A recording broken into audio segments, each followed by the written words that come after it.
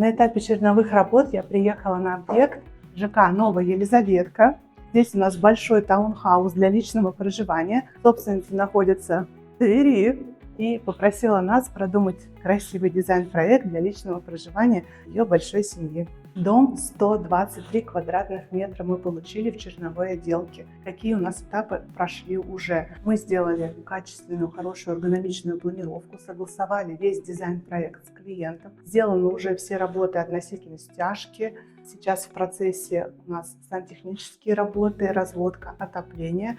Электрика уже разведена, и мы скоро начинаем готовиться к визуализации потрясающего проекта здесь.